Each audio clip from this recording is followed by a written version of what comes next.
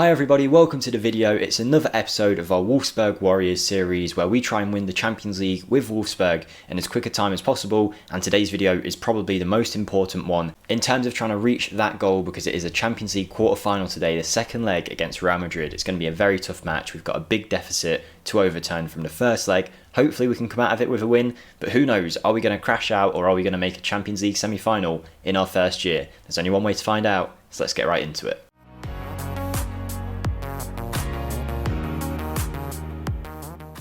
Hi everybody, Jake here, welcome to the video, welcome to the channel if you're new, and as I mentioned in that intro, today is a massive episode. We are playing Real Madrid in the Champions League quarterfinals in only our first season here with Wolfsburg, with a massive 3-0 deficit away from home against Real Madrid to overturn. I've accidentally clicked on it there, but we will have a look at the goals in a little bit of time. We haven't had too big of a time jump since the last episode, but there has been some updates in the league, the cup competition as well. And yeah, I think that's pretty much everything we need to cover before I ask you guys, as always, if you could like the video, that would mean a hell of a lot to me. It really does help in pushing these videos out to as many people as possible. I'm not just saying it. Every time you guys like the video, it helps so much. Drop a comment down below if you want to get involved. I really enjoy talking to you all, but if you just want to put something in there to help the algorithm, then feel free to put, I don't know, Felix Paslak or just Paslak or just Felix, whatever you want to do to help boost the algorithm, and subscribe to the channel if you haven't already as we try and hit 6,000 subscribers. We've done very well in 2021, so to get as close to that target as possible would be awesome. Thank you guys for all the support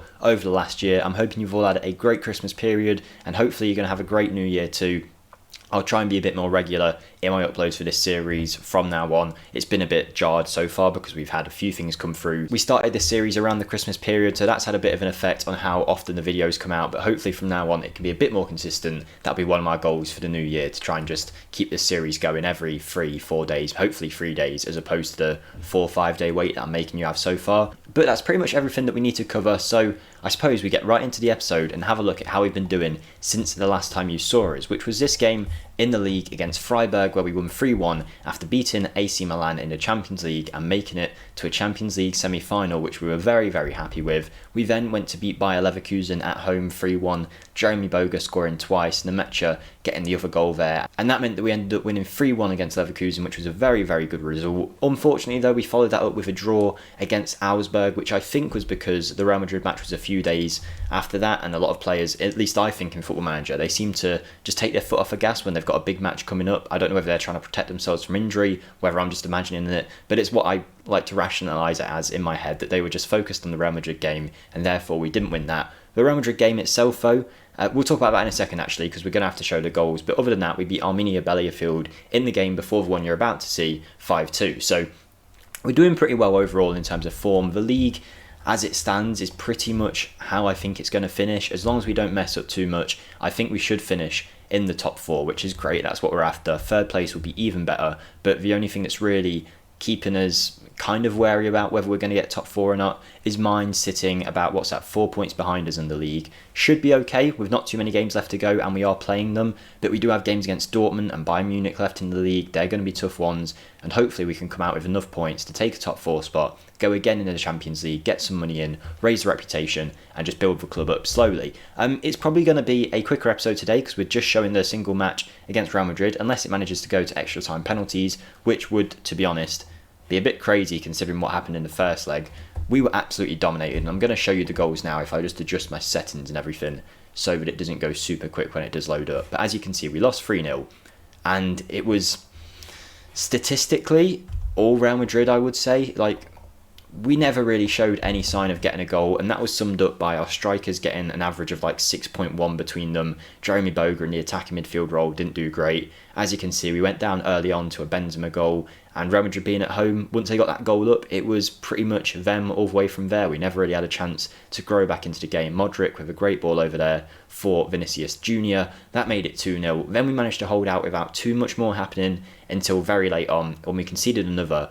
And at 2-0, you're kind of thinking, you know what, at home with Wolfsburg, we might have a chance of pulling it back. But when it goes 3-0 down at the end like this, you do start to consider whether we've got enough in the tank to really pull it back in the next game. I don't know what's going to happen. I don't know whether we are going to come back. It would be great if we do. Maybe I've put a clue in the title somewhere, depending on what the title is, might show whether we actually do anything in this game, so that could be a potential spoiler. But I don't know. Have we got any other updates before we get into this match? Oh, we do actually. Here we go. This is something to note. Felix Passlack, who has been absolutely brilliant for us since we got him on loan from Dortmund. We had a 1.1 million clause that would activate if we got to the Europa League. I think somehow that's been activated already, and now he's coming in for £1.1 million for a player that's been immense since joining. I think his value is going to skyrocket. He's been a great player for us, and I'm very happy with that. And the other thing to note as well, if I go to the dev centre and the under-19s, obviously we did have that golden generation youth intake in the last video, and we do have one channel member who is at the level of channel membership where he has the perk of having his name in the game. So what we're going to do is we're going to switch this player's name to the channel members. So Dieter Ruhani, a 16-year-old goalkeeper. Our channel member is asked to have this player as his name in the game player. So if we just put it in now, Kenneth Wynn, there we go, we've filled it in. If we click OK, we can see now we have got Kenneth Wynn, name in the game. If you want to be a part of that, feel free to check out the join button next to the subscribe button. If you click it, there'll just be a little video about me explaining what it is, and you can decide if you want to support the channel that way from there. But thank you to everyone who has become channel members so far, because there's actually quite a few of you now, and I never thought we'd get to that stage. I'm actually going to put a credit roll at the end of the video to have all your names in it as well, just as a little thank you. But yeah, that really does mean a lot that people out there do want to support the content in such a way. But it's time that we pick our team for this match today against Real Madrid. We've got Castells in goal, happy with that. Passlack, Lacroix, Bernau and Roussillon I think is our ideal back four. Everybody's fit. Schegler has been performing quite well recently, but due to when he was injured, he never got registered for the Champions League. So we're having Grealish at the base of the midfield, Baku, Arnold, Boga, Weghorst and Lemaitre finish the rest of the team. It's pretty much the team that we had in the first leg against Real. That didn't go great. Hopefully today's one will though. So if we just, have we got any extra bench spots? I think we might do. Let's just put these on just in case, because you never know. I think being 3-0 down already, I would say we're down and out, but we do have very good home form. So if we can get one goal maybe before the 70th minute, then you never know what's going to happen from there. A bright start would be brilliant, but who knows how far we're going to go. So I think with that team picked, that's all set in stone. Right, we can submit the team. We did the opposition instructions. Hopefully we do come out of this game with at least a fighting effort to show for it. Because, like I say, not expecting to go through, but if we can at least play well, that will give me some hope that next season, with a few additional improvements to the squad, and there's definitely areas that we need to improve, particularly when it comes to depth and the quality of some of these first-team players maybe not being enough to ever win a Champions League with. There's definitely work to do in the transfer market, but we have a nice, good young squad, plenty of players with potential. We just hope for a good start here in this Real Madrid match, because the further we can go, the more money we can get in, and just the better of a showing it will be, and hopefully we can attract better talent the better we do in this game. But here we go, 15 minutes in. Not too much has happened, but we do have our first highlight, and I am going to slow the game down just a little bit from what I have when I'm off camera. So if we go for that, there we go. Passlack on the ball at right back to Weghorst, who's been playing really well recently. The strikers all in tune, playing very well together. Boga as well behind them has been brilliant. Nemacha's through here. We've scored. Okay, it was a mistake from Eder Militao. I thought Lemaitre was offside from the first pass, to be perfectly honest with you. But clearly not. And then Militao got the ball, tried to play it back to the goalkeeper, messed up, and that meant that Lemaitre had a free chance to score. His choice of finish was a bit of an odd one, but I suppose it's a fair enough chip. He got in between the pass back to Courtois, and that puts us 1-0 up after 16 minutes. I asked for a bright start. Doesn't get much brighter than this. And now, as Football Manager always seems to do, it's got my hopes up a little bit, and I know that it's going to come crushing down at some point. That's what Football Manager does to you. They'll do something that will just make you go, we're going to win, and then out of nowhere you'll score an own goal or something from the halfway line, and it just crushes you again. But you never know. So far in the game, we're about to get to half time. Not too much has happened, but we have got our first goal on the board. And I said a goal before the 70th minute would have been good. We've got one in the first half, which is great. And we do have another highlight with us on the ball in what seems to be controlled possession. So you'd hope that we might end up having a chance out of this. Here's Passlack. Just hoping we don't give Real Madrid the ball back here. Baku, he's got a good cross on him if we can get him in that position. It is a good cross. It's Weghorst. He brings it down. He taps it in at the near post. And 40 minutes in, we're 2-0 up. 3-2 on aggregate. This might be on, you know. Maybe we're going to be okay. Real Madrid have had a few chances this game in terms of XG, but we are dominating the match possession-wise, chances-wise. What a brilliant first half that is. That has gave me a lot of hope now. You might have seen in the Real Madrid team, they do have Riyad Mahrez, and despite the fact that he didn't score in the first leg, he did cut us apart. I checked, they got him for like £14 million, which is obviously a massive bargain. But what a brilliant first half that's been. Don't forget to like the video if you are enjoying, because, you know, the players are clearly asking for it here with this performance. Maybe this is their way of giving me a Christmas treat. Like I say at the start though, hopefully you did all have a great Christmas and are having a great New Year period and everything. Hopefully you all stayed safe and managed to celebrate in the best way as possible as we can do at the current times. But yeah, this could be a massive match, and we are going forward again. I'm trying not to get too excited, but Baku to Paslak, this is where we were dangerous from before. It's a ball into Weghorst, just over, nearly a repeat of that first goal with a cross to Weghorst at the front post. This time he went with his head, and it's just gone over, but our players are clearly up for this today. What I hope is that Real Madrid don't score the only chance that we're going to see, because this looks like it is going to be a Real Madrid highlight. If they get a goal, all of a sudden these last 30 minutes, are going to be a bit of a struggle. I'm just hoping we can knock it back off them and then have our own attack, but they seem to be pretty comfortable with the ball. Courtois hits a long ball. This is the only chance we'll really have of winning it back in this highlight, but it's Vinicius Jr. flicks it onto Benzema, curls it around the goalkeeper. Benzema's not going to miss a chance like that. What annoys me the most there is the fact that Vinicius Jr., who isn't the tallest in the world or the most physical, was able to win the header from that long ball forward from Courtois. I thought Paslak should do better, but then again, it looks like Paslak is actually smaller than Vinicius Jr., so maybe we shouldn't have expected anything. It's a great finish from Benzema, and as I always said at the start, I wasn't trying to get my hopes up, but I did a little bit, and it did the whole Football Manager thing of getting you excited only for it to all go wrong. And actually, I'm not going to go very attacking, I'm just going to go attacking, because I don't want to just give it all up just yet. And we basically have done exactly that. Vinicius Jr. to Benzema, such an easy chance to create on that right hand side from a throw-in, straight onto the byline, cuts it back, Benzema taps it in from a yard, he's never going to miss that. And now all of a sudden, what's gone from a potential amazing comeback in the Champions League, it's just going to be a boring game where Real Madrid come out of it. I say boring, 2-2, but you know what I mean, a boring tie, never really stood a chance. XG going Real Madrid's way, and that first half was just too good to be true. I knew it was.